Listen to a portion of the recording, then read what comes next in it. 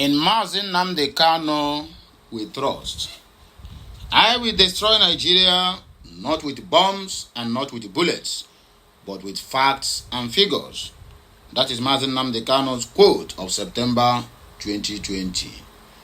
Okay, we'll hear the news in details. Wonderful people, viewers and subscribers all over the world. Good morning, good afternoon, and good evening, depending on where you are hearing me from. I, Ukulo Ora, one of Asia, is here. In Nnamdi Kanu, Nigerian government and her enablers, they made their march. It is now becoming obvious that Nnamdi Kanu has become a national treasure to both locally and international media houses, government offices, both those who cares before and those who does not care. Now it is obvious. It has become obvious that everybody now cares about Nnamdi Kanu, including Aboki, who went online to comment that they like Nnamdi Kanu, but they hate Simon Ekpa. Why do they hate Simon Ekpa? Because Simon Ekpa is killing every Fulani that enters our land, while Nnamdi Kanu is approaching his own diplomatically. You can see the different approach. Their approaches are not the same. And the way I tackle my insecurity and the way you tackle yours might not be the same. But the end result is what matters. Well, hear the news, please. If you get this message, always drop your own personal opinion at every section, at every comment section of our videos. In the annals of freedom fighting in the British contraption, the Nigerian government has always had the upper hand. This is unique because they always play all the venomous cards in the colonial bag hung round their necks. It will be almost impossible for anyone walking the freedom terrain to achieve victory because of a plethora of conditions rooted in external interests watered by the United States of America through their proxy, the United Kingdom. The UK has always, has a way of bending people's wills, anybody's wills, interestingly, when it comes down to making Africans fall in line.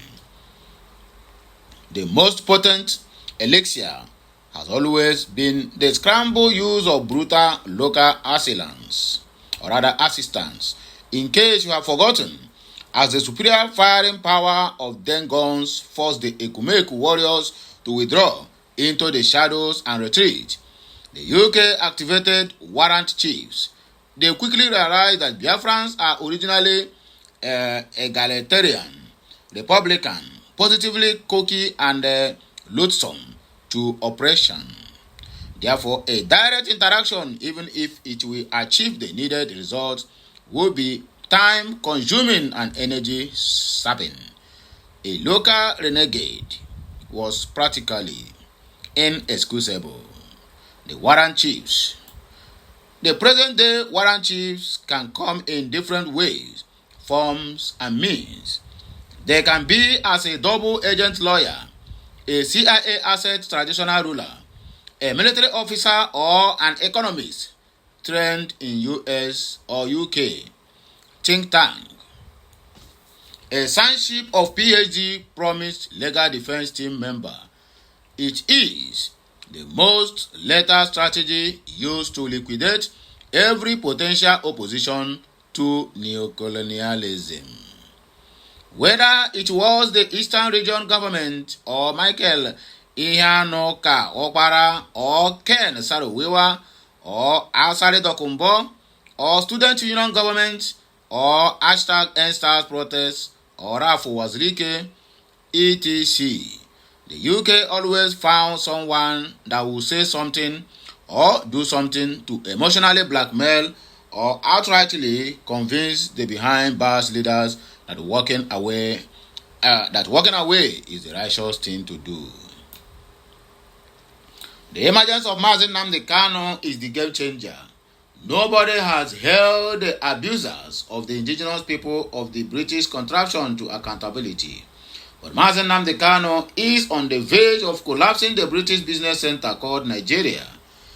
This is because he did something smartly in a way others before him did not have the mental acuity and ingenuity to implement. As a genius, He studied and figured that the Achai's heels of those that attempted before him was the creation of a central authority waved around a personality and a tendency for family, friends, and well-wishers to influence organizational structure. When Nnamdi Kanu said, "This IPOB has a mind of its own or mind of her own," not many people understood what he literally meant. Nnamdi Kanu knew that a day like this will come when the UK will scramble their foot soldiers, especially those that look and dress like him, and when they do, he would bank on an independent-minded IPOB to navigate and overcome. That is why he made sure that the DOS is a decentralized body of free thinkers. So the enablers of Nigerian government have met their mate in Nnamdi Kanu. They know that for long as DOS is not tarnished, Nnamdi Kanu must walk free. This unsettles them.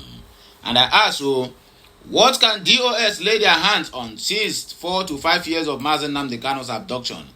Can they mention one thing they have achieved? The answer is zero, other than saboteur, other than a false witness testifying against everyone that comes their way, all in the name of their trying to protect the game. But anyway, here are other messages.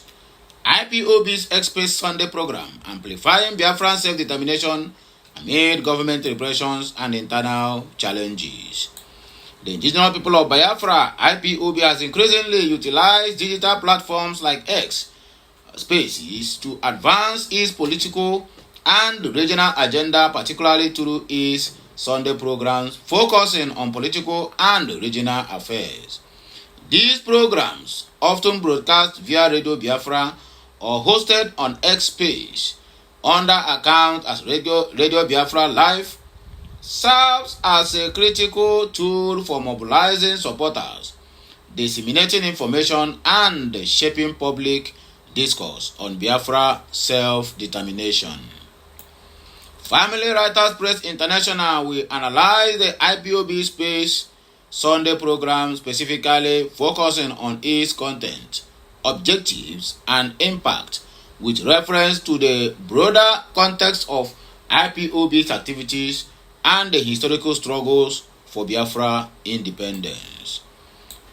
The IPOB Expert Sunday program on political and regional affairs is a regular virtual event designed to engage Biafran supporters both in Nigeria and in diaspora on the issues related to self-determination, regional security, and political developments in the whole of Old Eastern region. These programs typically feature discussions led by IPOB ex-hosts, activists, or supporters addressing current events, organizational strategies, and the ongoing detention of IPOB leader Nnamdi Kanu. The program are part of IPOB's broader media strategy, which leverages platforms like Radio Biafra and X to bypass mainstream media censorship and reach a global audience. A notable example of such a program was highlighted in a September 6th of 2025, exposed by Uyi_Clement announcing a live season at Radio Biafra.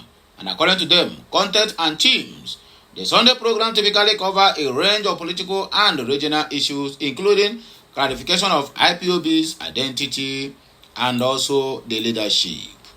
Moving forward, IPOB uses this season to address internal divisions and external mispresentations. For instance, the September 7, 2025 program and made the differences between IPOB to differentiate from Simon Ekpa's faction, which operates under the Biafra Republic government in exile. Ekpa was allegedly insulted by Nnamdi Kanu to broadcast on Radio Biafra, but he refused to sign IPOB broadcasting agreement.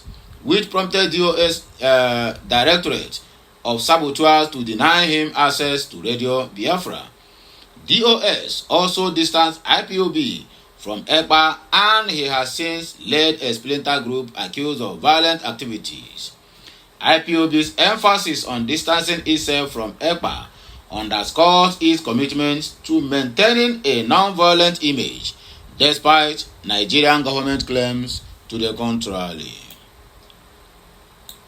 The detention of Nnamdi Kanu since his 2021 kidnap and extraordinary rendition from Kenya remains a central theme. IPOB frequently uses X space to demand his release, highlighting judicial delays and alleged government persecution. For example, IPOB has condemned statements by Nigerian officials, such as National Security Advisor Nuhu Ribado, as assaults on justice and democracy. These programs rally supporters to sustain pressure on the Nigerian government and international bodies. IPOB encourages Biafrans to invest in the southeast to reduce dependence on Nigeria's broader economy.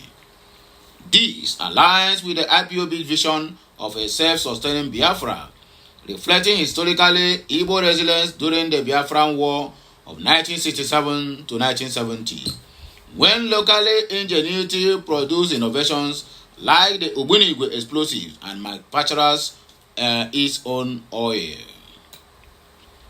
The programs often criticize the Nigerian government policies, particularly those perceived as marginalizing the Biafra people. Discussions highlight issues like underrepresentation in federal appointments, lack of infrastructural development in the Biafra land, and security operations targeting IPOB members. IPOB uses X space to address security threats in the southeast, often accusing groups like Ebubago and other state-backed militias of targeting also the same IPOB members. The IPOB Express Sunday program serves multiple strategic objectives, mobilization and unity, by engaging supporters weekly. IPOB reinforces its decentralized structure, particularly through the Directorate of State or Directorate of Sabo DOS, which ensures continuity despite Kanu's detention. The DOS, modeled on the governance, empowers regional leaders to make decisions, making the movement resilient to external pressures. Moving on, the last but not the least, Nnamdi Kanu's IPOB, established in 2012, learned from massive challenges, adopting a decentralized structure through the Directorate of Sabo to prevent infiltrations.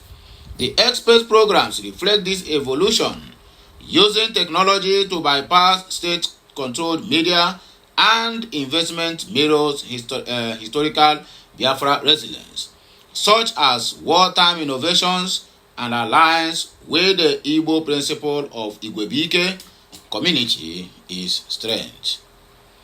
X-Space allow IPOB to reach a global audience, fostering solidarity among Biafrans and countering mainstream media narratives, shaping regional discourse, addressing security and economic issues. This is the message we brought to my people this morning. Please help me to circulate it. Que Messiano.